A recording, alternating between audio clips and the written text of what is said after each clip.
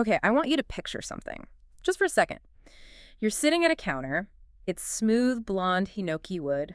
The room is quiet. And in front of you, a chef places a single perfect piece of nigiri. It's the classic image, right? The peak of Japanese dining. It really is. And, if you strip away all the ambiance and the context and, frankly, the price tag, and you just look at the thing itself, it's almost absurdly simple. Yes. It's one slice of fish, a small, carefully shaped ball of rice, maybe a tiny little smudge of wasabi, and a single brush stroke of soy sauce. That's all. 3, maybe 4 ingredients, tops. Visually, I mean, you could argue it's one of the simplest looking dishes in the entire culinary world. And that right there is the contradiction that was just driving me nuts while we were prepping for this deep dive. Yeah. Here we are talking about a cuisine that is, globally revered for its complexity, for its insane difficulty, for the sheer mastery required. Decades of training. Exactly. Chefs spend literal decades just learning how to properly wash and cook the rice. So how does something that looks so minimal hide such an extreme, almost bottomless technical depth? That paradox you just described, that's exactly where we're going to live today. Yeah. Because we are doing a deep dive into the entire ecosystem of Japanese cuisine, which is technically known as Washoku. Right. And the answer to your question, why is it so hard? It's because the entire philosophy is different from almost anything else. Most cuisines, you think about French cooking, for example, are about addition. Oh, yeah. You're building up, you're stacking flavors. You're always adding something. You add butter, you add cream, you add herbs, you reduce a stock for hours to concentrate it. It's about building this complex structure of flavor. Layer upon layer. Exactly. Washoku is cuisine of subtraction. It's about taking things away. It's a process of peeling back layers until only the absolute undeniable essence of the main ingredient remains.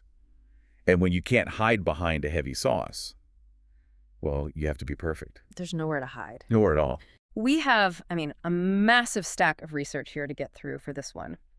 We're looking at these incredible geographical maps that explain why the softness of the water literally changes the taste of the soup. We have historical timelines that go all the way back to 300 BC. There are chemical breakdowns of amino acids in here, explaining umami synergy, and even etiquette guides that might just save you from accidentally insulting your host's great-grandparents at the dinner table. It's a really comprehensive look, and our mission today is very specific. We're not just here to make you hungry, although, fair warning, that is almost certainly going to happen. Oh, it's a guarantee. But we want to explain why Japanese food tastes the way it does. We want to understand the philosophy of, mastery through a million repetitions, and how this rugged, volcanic, and honestly pretty isolated island nation created this culinary culture built on incredible precision, deep fermentation, and this profound, almost spiritual respect for nature. Let's do it. So let's start at the beginning.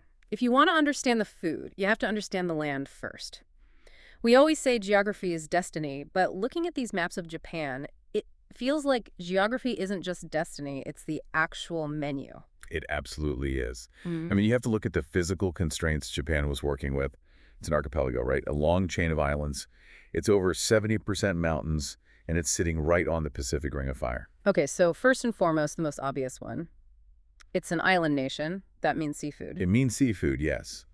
But it's not just as simple as there's fish nearby. Japan's coastline is incredibly long and convoluted, which gives you tons of different marine environments. And even more importantly, you have these massive ocean currents that collide right offshore. Right. The source material mentioned the Kuroshio and the Oyashio currents. Exactly. You have this warm current from the south meeting a cold, nutrient-rich current from the north. And that collision creates one of the most fertile fishing grounds on the entire planet. So the sheer variety and quality of the seafood is just off the charts. But the geography also dictated how they had to deal with all that seafood, right? It wasn't just catch it and grill it. No, not at all. Japan's climate, especially in the summer, is very hot and humid. So food spoilage was a constant, massive threat throughout its history. This forced them to become masters of preservation very, very early on. You see a huge culture of drying fish, of salting fish, and of course processing seaweed into storable forms like kombu. So it was a matter of survival. Catch, preserve, and then figure out how to make the preserved thing taste amazing later. That's the foundation. It wasn't a luxury, it was a necessity that then became an art form. But it's not just the ocean. This was the part in the research that really surprised me. All those mountains. You'd think, okay, beautiful landscapes, but it means there's actually very little flat land for farming. That is such a crucial point that I think most people completely miss. Only about 15, maybe 20% of Japan's total land mass is actually flat enough to cultivate. Yeah. Think about that. 80% is just too steep or rugged. That's a tiny amount of farmland for a country of its size. It's incredibly small. And because that arable land was so scarce, the land that could be farmed became, almost sacred. This is why rice in Japan isn't just another crop. It's not just a source of calories. It's the central pillar of the entire culture. It was literally a form of currency at one point. It was. For centuries, wealth and status were measured in rice. A lord's power was determined by how many koku of rice his domain produced. The samurai were paid their stipends in rice. If you had rice, you had power. And for all the people who lived up in those mountains far from the coasts and the rice paddies, their diet had to be completely different. Completely. They couldn't rely on fresh fish or a steady supply of rice. So you see this huge reliance on foraging, gathering wild mountain vegetables, what they call sansai, and they developed their own very distinct preservation methods, especially pickling or tsukemono. You had to pickle everything you could to survive the long, snowy winters in places like Nagano or Tohoku. You couldn't just pop down to the market in January. Exactly. And then you have the third major geographical factor, the volcanoes. Japan is incredibly geologically active. On the one hand, that's terrifying earthquakes, tsunamis. But on the other, it gives you mineral-rich soil that's amazing for growing vegetables with deep flavor. And it gives you the water. I really want to drill down on this because it seems like such a small detail, but the sources kept coming back to it. Japan generally has soft water. Yes. So we hear soft water and hard water all the time, but does it really make that much of a difference when you're just, boiling something? It makes a massive fundamental chemical difference. It changes everything. So hard water, which you find in much of Europe or large parts of the United States, is full of minerals like calcium and magnesium. Right, the stuff that leaves deposits in your kettle. Exactly that stuff. And those minerals, they're chemically reactive. They bond with proteins and other flavor molecules in food. So if you try to make a traditional Japanese dashi, that clear foundational cooking stock, with hard water, the minerals literally get in the way. They interfere with the flavor extraction. So they're blocking the flavor from getting out. They're binding to it and muting it. The broth becomes cloudy. It gets a kind of muddy or even slightly bitter taste. The pure, delicate flavors get trapped. Soft water, on the other hand, is basically a blank canvas. It's an incredible solvent for the delicate amino acids in kelp and fish flakes, like glutamate and inosinate. So the water itself is actively helping pull the flavor out? Precisely. It allows for a clean, efficient, and pure extraction. The pristine, clear, golden broths that are the hallmark of refined Kyoto cuisine, they're literally only possible because of that soft, volcanic water. It extracts pure umami without any mineral muddiness. Wow. And then you even have the culture of onsen, the hot springs influencing the cooking. Right. People saw this naturally occurring geothermal heat and said, hey, we can cook with this. So you get things like onsen tamago eggs slow cooked in the hot spring water to this incredible custardy texture that you just can't get on a stovetop. The land itself is a cooking appliance. So the land gives you the ingredients, the water gives you the perfect medium to cook them in. But then there's this third dimension, which is time. The notes kept bringing up this concept of shun, and it seems like the simple translation is seasonality, but reading through the material, it feels so much more intense than how we use that word in the West. It is so much more intense. It's a completely different level of focus. Yeah. Here, we might say, oh, it's strawberry season, and that means for 2 or 3 months, you can get decent strawberries at the supermarket. Right. It's a general window of time. In Japan, shun refers to this specific, often very short moment when an ingredient is at its absolute, undeniable peak of flavor, texture, and nutritional value. And that peak might only last for a week or 10 days. 10 days. For a whole season. It's what you could call hyper-seasonal. The traditional Japanese calendar is fascinating. They don't just have 4 seasons. You have 24 distinct solar terms called seki.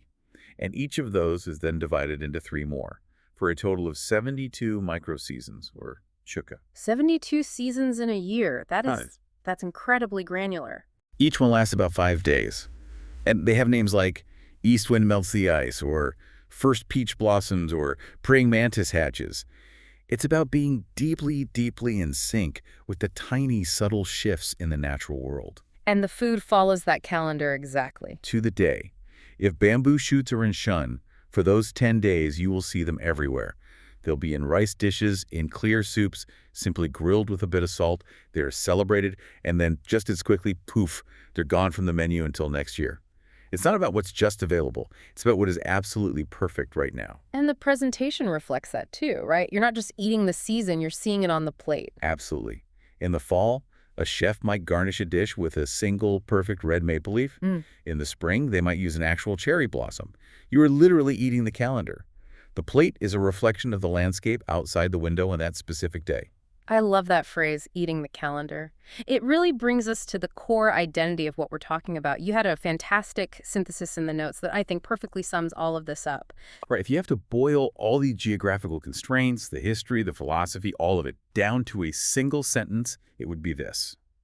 Japanese cuisine is a season-driven cuisine built on precision and restraint, where fermented umami and clear broths make simple ingredients taste impossibly complete. Impossibly complete, that's it, that's the goal. But this whole philosophy, this way of thinking about food, it didn't just appear out of thin air. The history here is so fascinating because it's not a straight line. It has these huge dramatic shifts that completely changed what people ate. It's an evolution, absolutely. We have this tendency to think of Japanese food as this ancient, unchanging monolith, but it went through massive, radical transformations. And the first one that just jumped out at me from the sources was what you call the meat ban. I think a lot of our listeners might have no idea that for a huge chunk of its history, Japan was effectively a vegetarian nation. Largely, yes, for over 1,000 years. This is what we call the ancient and classical foundation. Around the 6th century, Buddhism makes its way to Japan from the Asian mainland, from China and Korea. And with Buddhism comes this core tenet, a prohibition on killing animals for food.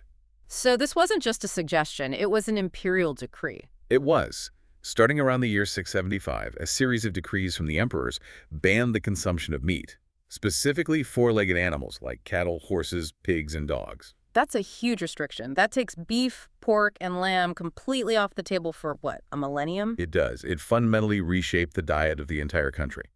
Now, they still ate fish and other seafood. That was always central. And people in the mountains might occasionally eat wild game like boar or deer, sometimes using euphemisms to get around the ban. But for the general population, the domestic livestock diet was gone. And this is where that classic saying comes in. Necessity is the mother of invention. It is the perfect example. Restrictions breed creativity. Because they couldn't rely on animal fats, things like lard or beef tallow, for flavor, for richness, for that feeling of satiety. They had to solve a huge culinary problem. How do you make a meal of just vegetables and tofu feel deeply satisfying and savory? Exactly. How do you create that mouth-filling richness without meat? They had to innovate. They were forced to dive deep into the potential of sea vegetables like kombu, into the soybean, and into the magic of fermentation. This is where we get things like miso and soy sauce really taking off. This is their genesis as pillars of the cuisine. Yeah. And it's also where the tradition of shojin ryori develops. That's the sophisticated vegetarian cuisine of Buddhist monasteries. The temple food. Right. And those monks, they elevated tofu, yuba, and all kinds of vegetables to a true high art form. It's also where the intense focus on presentation comes from. If you're just serving your patrons turnips and tofu, you have to make it look breathtakingly beautiful and taste incredibly complex through sheer technique to make it feel like a special occasion. So the limitations actually created the refinement we see today. Precisely. You could argue that if they had just been roasting beef and pork for all those centuries, they might never have perfected the art of making dashi or aging miso to the sublime level they did. The lack of one thing forced the mastery of another. Okay, so then we jump forward in time. Way forward, to the Edo period. This is roughly the 1600s to the mid-1800s. And Edo, of course, is modern-day Tokyo.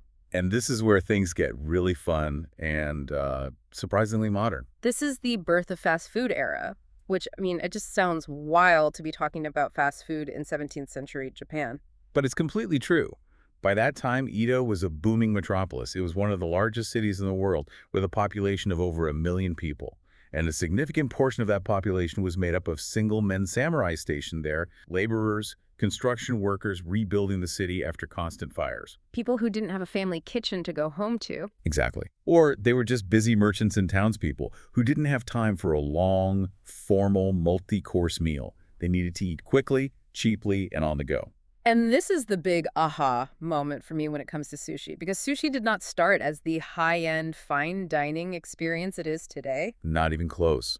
Sushi, soba noodles, tempura, these iconic Japanese dishes all began their lives as humble street food. They were sold from mobile wooden carts and stalls known as yatai. So what did that early sushi look like? The nigiri sushi we know today, the slice of fish on a pat of rice, was invented in Edo during this period, but it was originally much, much larger. It was almost the size of a modern rice ball, maybe as big as a tennis ball. It was a hefty snack. So it was something you could just grab with your hands and eat while standing up on the street. That's exactly what it was. It was the 18th century equivalent of grabbing a hot dog or a slice of pizza. It was designed for function. The vinegar in the rice wasn't just for flavor. It was a preservative that helped the rice last longer without refrigeration at the stall. You're saying the wasabi. The wasabi was originally used for its antimicrobial properties, to kill any potential bacteria on the raw fish. It was food safety. The fact that it also tasted great was a bonus. It's just incredible to think that the most expensive, revered meal you can have in modern Tokyo started as a cheap, functional snack for a construction worker. It shows you how that culture refines and perfects everything it touches over centuries. And that brings us to the final historical shift, the modern era. This starts in the late 1800s with the Meiji Restoration. Japan reopens to the world after centuries of self-imposed isolation, and suddenly, after 1,000 years, the meat ban is lifted. It was lifted in a very dramatic, top-down way. It was a political statement. The new Meiji emperor wanted to modernize Japan rapidly to compete with the Western powers.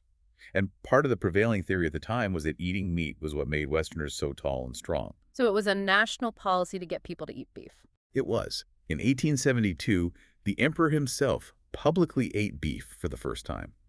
This was a massive symbolic signal to the entire country that the old ways were changing and that meat was now acceptable, even patriotic. And with that opening, you get an influx of new ingredients. Bread, dairy, coffee, and this whole new category of food called Washoku. Washoku literally means Western food, but it's a very specific thing. It's not just French or Italian food served in Japan.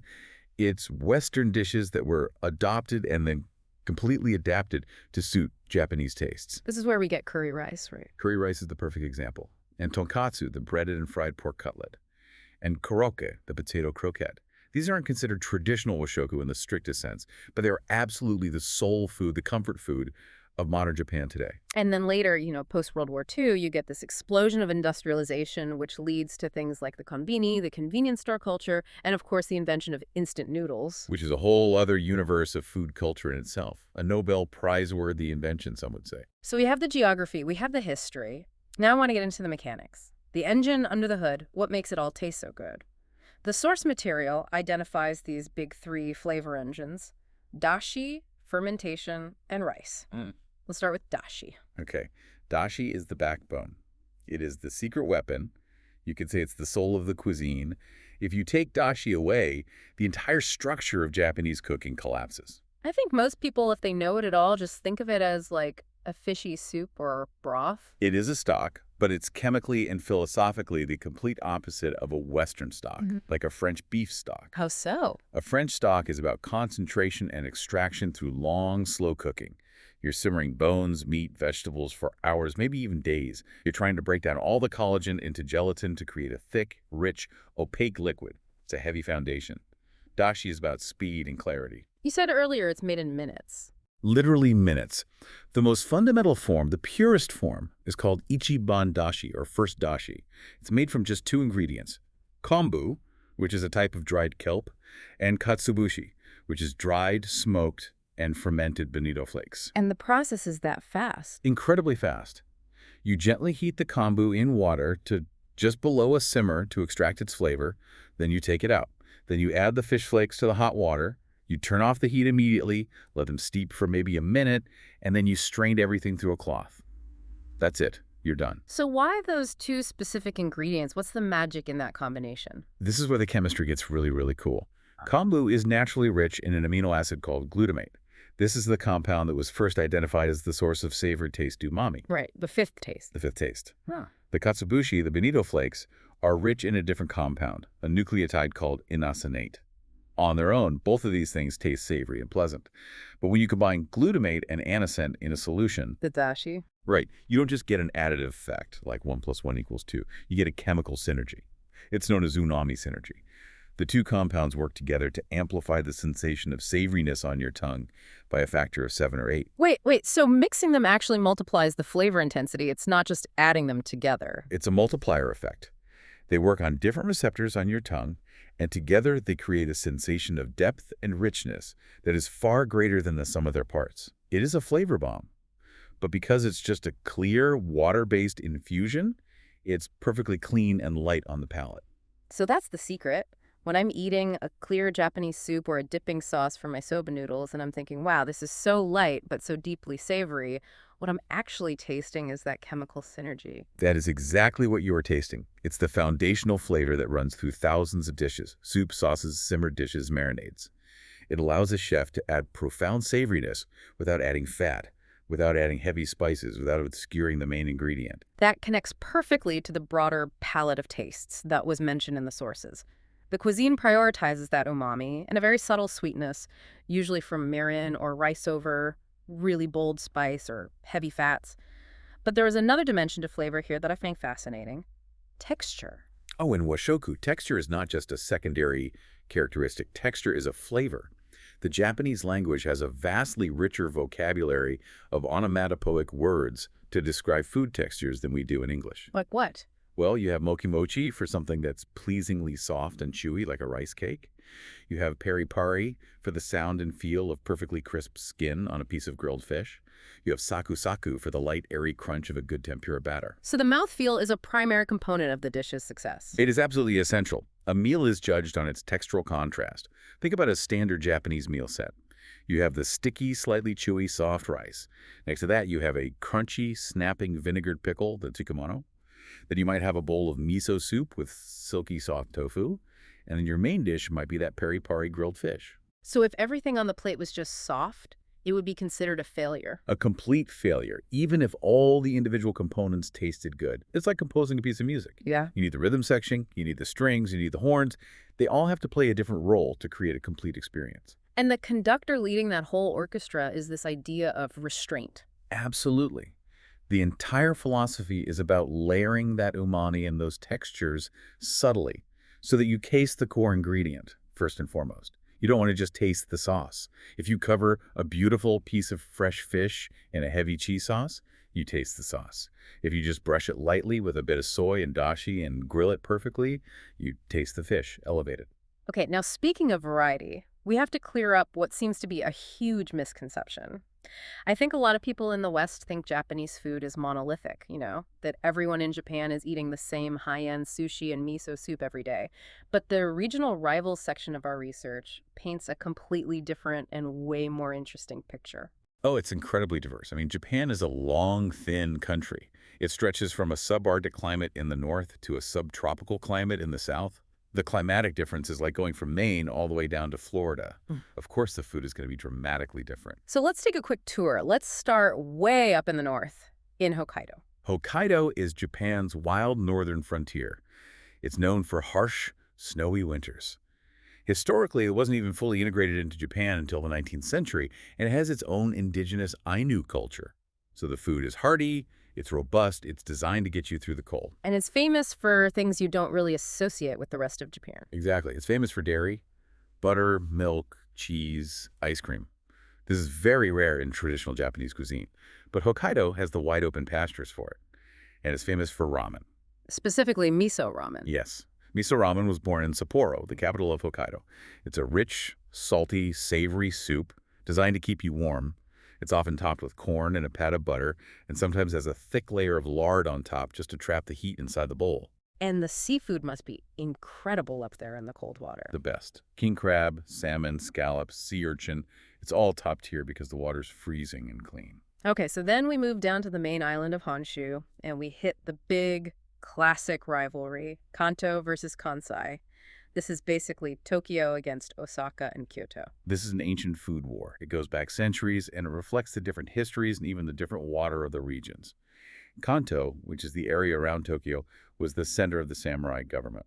So warrior food. In a way, yeah. The flavors are bolder, punchier. They traditionally use a stronger, darker soy sauce called koikuchi. Their dashi is more assertive, often using more of the smoky bonito flakes. This is the birthplace of the Edo-style nigiri sushi and tempura. It's samurai food, direct, salty, no nonsense. And Kansai, the region with Osaka and Kyoto. Kansai is considered the kitchen of Japan, Daidokoro. It was the commercial heart of the country for a long time, and Kyoto was the imperial capital. So the cuisine is seen as more refined, more elegant. Lighter flavors? Much lighter. Their dashi is more delicate, focused on the flavor of the kombu. They use a light-colored soy sauce called usukuchi. Now, confusingly, it's actually saltier by volume, but because it's lighter in color, it doesn't stain the ingredients. In Kyoto, they want you to see the beautiful, natural color of the simmered vegetables. And Osaka has its own thing going on too, right? It's not all just refined imperial cuisine. Not at all. Osaka is the fun, boisterous merchant city. It's famous for what they call konnomon savory dishes made with a flour batter. This is where you get okonomiyaki, the as-you-liked-it savory pancake, and takoyaki, those amazing little octopus balls. It's street food culture, but raised to an art form. Okay, let's keep moving south. We hit the island of Kyushu. Kyushu is a whole different ballgame. Geographically, it's closer to mainland Asia, to Korea and China, so you see more of those influences. And most importantly, Kyushu is pork country. This is the home of tonkotsu ramen. This is the holy land of tonkotsu. That incredibly rich, creamy, opaque white soup made from boiling pork bones for hours and hours until the marrow and collagen completely emulsify into the broth. That was born in Kyushu. The flavors there are generally heartier, and they even use a local soy sauce that is distinctly sweeter than what you find in the rest of Japan. And then finally, all the way at the southern tip of the archipelago, you have Okinawa. And Okinawa is practically its own country, culinarily speaking. For centuries, it was an independent kingdom called the Ryukyu Kingdom, with its own language and culture. It traded extensively with China and Southeast Asia. So the food is a mix of influences. It's a complete mix. They eat way more pork than the rest of Japan, and they famously use every single part of the pig, from the snout to the tail. They have unique vegetables like bitter melon, which they call goya. They use a purple sweet potato instead of rice as a staple in many dishes. It has a totally distinct identity focused on longevity and medicinal herbs. So if you go to Okinawa expecting to eat sushi like you'd get in Tokyo, you're in for a surprise. A big surprise. You're much more likely to be eating something like taco rice, which is a post-war invention, or a stir-fry called goya champuru. It really demonstrates that Japanese food is actually a huge collection of dozens of distinct hyper-local cuisines. It's not just the regional variety either. It's also about how Japan has absorbed outside influence over the centuries. We touched on this with the history, but the foreign influence section in the sources has some absolute shockers. Let's start with the Portuguese connection. This is one of my all-time favorite pieces of food trivia. It completely reframes a dish everyone thinks they know. So in the 16th century, Portuguese missionaries and traders are the first Europeans to arrive in Japan. Right, bringing things like firearms and Christianity. And as it turns out, fried food. So Catholics have these fasting periods in the church calendar called Ember Days, where they abstain from meat. Okay, Ember Days. The Latin for Ember Days is Quator Tempora. Wait a minute, tempura? Tempura? No way. That's it. The Japanese observed these Portuguese missionaries frying fish and vegetables in a light batter to eat on their meatless fasting days, their tempura. They adopted the technique, refined it, and named it after the custom. So one of the most quintessential Japanese dishes, tempura, is actually Portuguese in origin, named after a Catholic fasting period. That is absolutely wild. My mind is a little bit blown. And the notes also say that even the common Japanese word for bread, pan, comes directly from the Portuguese word pão. It does. It's a direct loanword. Then, of course, you have the Chinese influence, which is much older and even more fundamental. Ramen is the big, obvious one here. Ramen is, at its heart, a Chinese noodle soup. The word itself comes from ramyeon, right? The hand-pulled noodles. Exactly. But Japan took that basic concept, obsessed over it, perfected every single component, the broth, the toppings, the noodles, the seasoned oil, and evolved it into this uniquely Japanese regional obsession we see today. But it's not just ramen. Tea, tofu, soy sauce, the use of chopsticks, these all have their roots on the mainland, but were adopted and then refined over centuries into distinctly Japanese iterations. And then there's the more modern wave of influence, the Oshoku, the Western food. We mentioned curry rice earlier. I think most Westerners would be shocked to learn that curry rice is like a national comfort food in Japan. It's not seen as Indian food in their minds at all. Oh, not in the slightest. It's pure Japanese home cooking. And the story is fascinating. It was introduced to Japan in the late 1800s by the British Royal Navy. The British had, of course, adopted curry from their time in India. The newly formed Japanese Imperial Navy then adopted it from the British. Why the Navy? Because it was a perfect food for sailors. It was nutritious, it was easy to make in huge batches, and the thick, stew-like sauce meant it wouldn't spill all over the place on a rocking ship. From the Navy, it spread to the general public. But the flavor is totally different from an Indian curry. It's thick, savory, slightly sweet, and not very spicy. And it's always served with sticky Japanese rice. And a dish like tonkatsu, the pork cutlet, that's basically a European dish, isn't it? It is. It's a direct descendant of a German schnitzel or a French côtelette. It's a piece of meat, breaded and fried. But the moment you serve it with a pile of finely shredded raw cabbage, a bowl of rice, and a bowl of miso soup, it becomes something undeniably Japanese. It really speaks to this incredible ability to absorb an outside idea and then polish it and integrate it until it becomes their own. But let's pivot from the what to the how, the techniques. Section 6 in the notes is all about the craftsman's mindset. And you can't talk about Washoku craftsmanship without starting with the knife, the hocho. The knife is paramount. It's seen as an extension of the chef's soul. But is a Japanese knife really that different from a high-quality Western chef's knife? I mean, at the end of the day, sharp is sharp, right? Not quite. There's a fundamental difference in the geometry. Most Western knives are double beveled. That means they're sharpened on both sides of the blade, forming a V shape. Symmetrical. Right. But many traditional Japanese knives, especially the ones used for slicing fish like the long yanagiba, are single beveled. They are sharpened on only one side, like a chisel. The other side is flat or even slightly concave. Okay, so what's the advantage of that design? It allows for an incredibly precise and clean cut. Because it's only sharpened on one side, the blade naturally pulls away from the food as it slices, allowing you to make paper-thin, perpendicular cuts. It separates the food cells cleanly rather than wedging them apart and crushing them like a V-shaped blade can. And the sources claim that the cut actually changes the taste of the food. Is that really true? 100%. It's all about texture and surface area. If you slice a piece of high-quality tuna for sashimi with a single long, clean stroke of a yanagiba, the cell walls are severed perfectly. The surface is glossy and smooth. Your tongue perceives that texture as silky, sweet, and luxurious. And a bad cut. If you saw it back and forth with a dull or improperly shaped knife, you tear and mangle the cells. That tearing releases enzymes that can create off flavors, making the fish taste metallic or mushy. The surface becomes rough. It affects how sauce clings to it and how it feels in your mouth. So it's not just cutting, it's literally engineering the perfect bite. Wow. Okay, so from the knife to what you called the hidden chef, fermentation. Fermentation is everything. It is the engine of umami in the cuisine. Soy sauce, miso, sakis, mirin, rice vinegar, natto tsukumoto pickles. These are all foundational products of fermentation. It's used for preservation, of course, but it's really about flavor creation. Primarily, it's about creating deep, savory complexity. And it is all thanks to one specific magical organism, koji. Koji, what is that? Its scientific name is Aspergillus oryza, and it is, no joke, the official national fungus of Japan. It's a type of mold that's carefully cultivated on steamed rice, soybeans, or barley. So you're deliberately growing mold on your food? You are, because this mold is a little enzyme factory. It produces a cocktail of powerful enzymes that break down the starches in the grains into sugars, and crucially, break down the proteins in the soybeans into their constituent amino acids, including glutamate. You're using a controlled, beneficial mold to transform bland, starchy ingredients into umami-rich flavor bombs. Without koji, there is no miso soup, there is no soy sauce, there is no sake. It is the invisible chef doing all the hard work. Creating that depth that you just can't get from fresh ingredients alone. Exactly.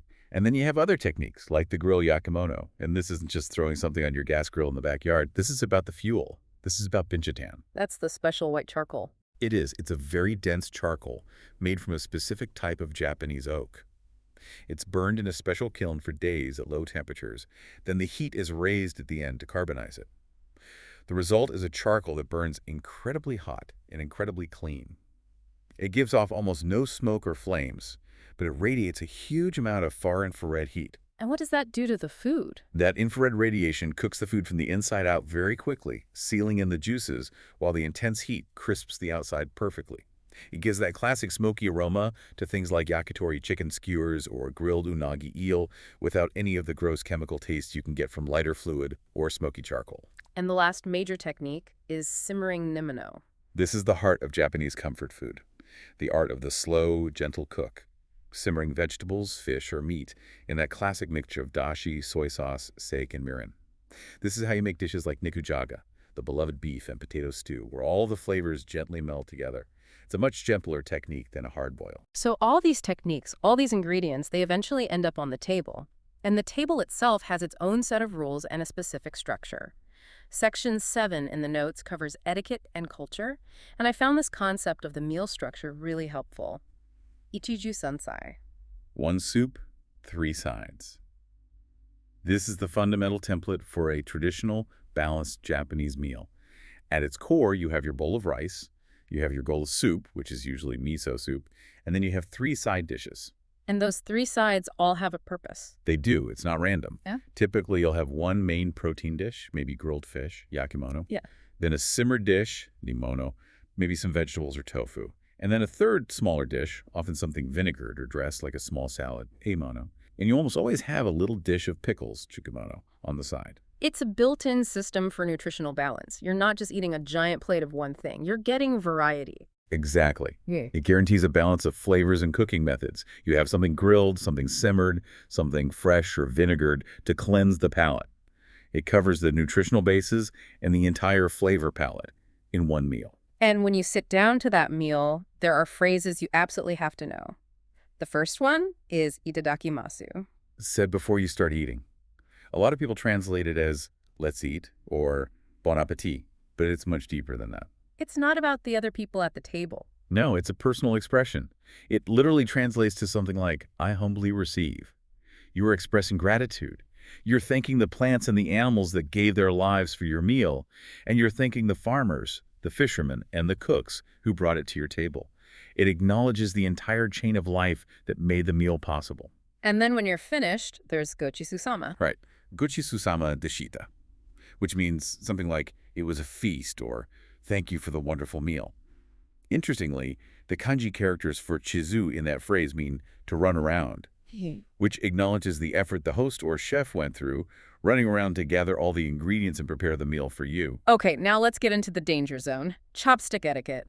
There are some really serious taboos here that a visitor could easily stumble into. There are. And the 2 biggest ones are really important to know because they're directly related to funeral rites. So getting it wrong is not just rude, it's morbid. It is. It's deeply unsettling for Japanese people. So, number 1, never ever pass food from your chopsticks directly to someone else's chopsticks. Why is that so bad?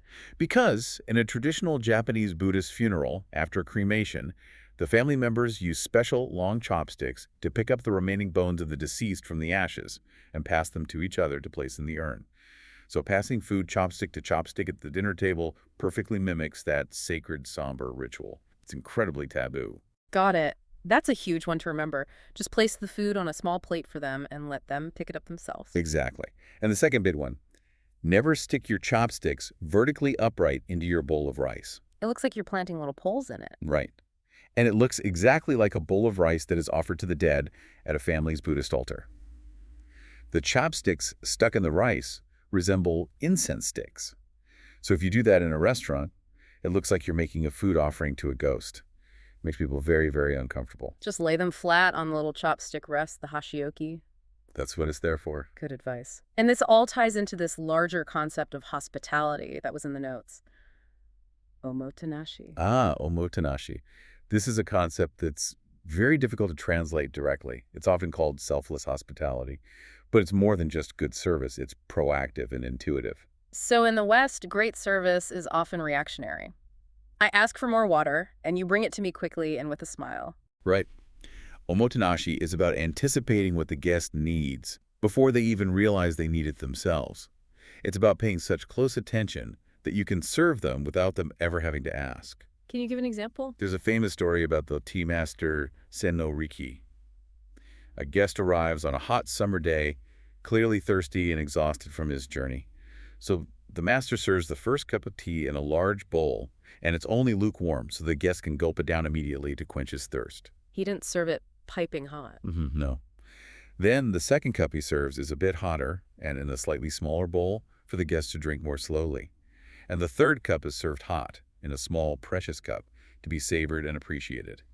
He adjusted the service perfectly to the guest's changing physical state without a word being exchanged. It's the server noticing that you're left-handed and quietly placing your dessert spoon on the left side of the plate so you don't have to awkwardly switch it. That is a perfect modern example of omotenashi. It's that silent, thoughtful attention to the tiny details that makes the guest feel completely and totally cared for. It's a beautiful concept. Okay, we've covered a lot of ground. Now, let's bust some common myths. Section 8, the biggest one. It's all raw fish. Yes, the sushi myth. We've touched on this, but it really bears repeating. Raw fish sashimi and sushi is a delicacy. It's a treat. It is absolutely not the daily diet of the average Japanese person. The daily diet is mostly cooked food. Overwhelmingly. It's grilled fish, it's chicken, it's pork cutlets, it's simmered vegetables, it's stir fries, and tons of rice and noodles. If you don't like raw fish, you can still eat like a king in Japan and never touch this stuff. Okay, myth number 2, it's always healthy. This one is a bit trickier because, on the whole, the traditional Japanese diet is incredibly healthy. That's reflected in their high life expectancy.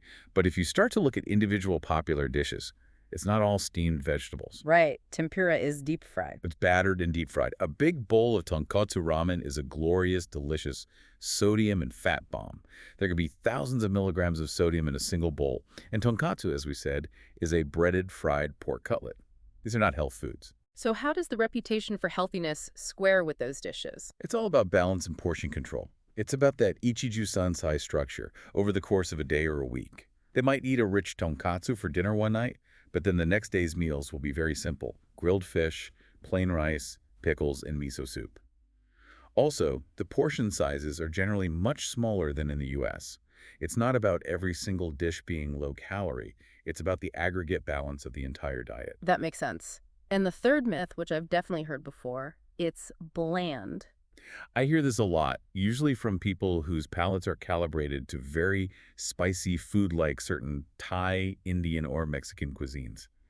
If your taste buds are expecting a huge punch of chili heat, then Japanese food can seem very quiet by comparison. But bland is the wrong word. It's absolutely the wrong word. Subtle is the right word, or nuanced. The flavor's there, it's just not screaming at you. You have to listen for it. The depth is coming from the umami, not from spice. Exactly. The profound depth comes from that dashi and from the aged, fermented ingredients like miso and soy sauce. It's savory, it's earthy, it's sometimes a little sweet, it can be briny. It's a quiet conversation, not a shouting match.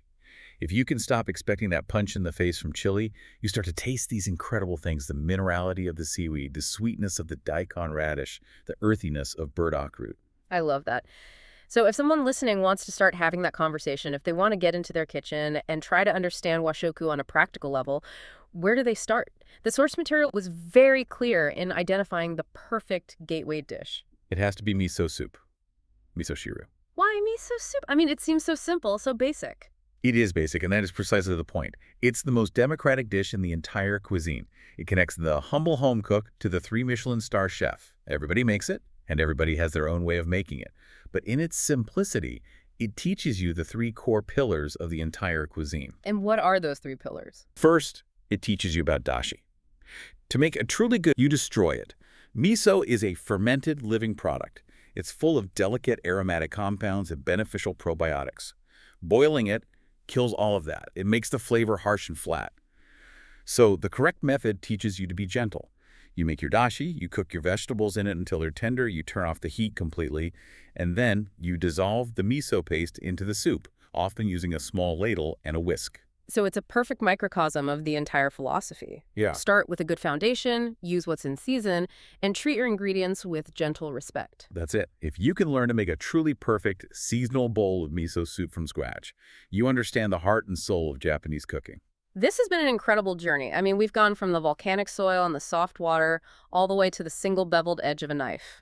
We've seen how a 1,000-year meat ban and the arrival of Portuguese missionaries completely shaped the modern menu. And we've seen that at its core, Japanese cuisine is this beautiful dialogue with nature, which is then mediated by incredible craftsmanship. It's about taking what the land and sea give you in its perfect moment and having the skill and respect to just let it shine. It really challenges you to look at something like a bowl of plain white rice or a simple clear broth in a completely different way. It's not plain, it's refined. It's the end result of stripping everything else away. It's centuries of history and geography all distilled into that one bowl. Absolutely. The simplicity is the achievement. So, to wrap up, here's a final thought for you to chew on. The source material mentions that modern Japanese cuisine is, of course, rapidly evolving. You have global fusion, you have the demands of convenience culture, you have a shrinking and aging population. So as Japan tries to balance its ancient, very strict traditions with all these modern global influences, here's the question. Will the strict definition of Washoku eventually dissolve? Or is its incredible ability to absorb and Japanize foreign ideas, the way it did with tempura and ramen, is that actually its greatest, most enduring traditional strength? That is the central question, isn't it? Is preservation about keeping something static, like a butterfly pinned in a museum case? Or is it about keeping the spirit of a thing alive, even as its outward form changes and adapts to the world? I tend to think Japan's entire culinary history proves that you can change dramatically and still somehow remain profoundly yourself. A fascinating thought to end on. Go make some dashi. Thanks for listening to The Deep Dive. Itadakimasu.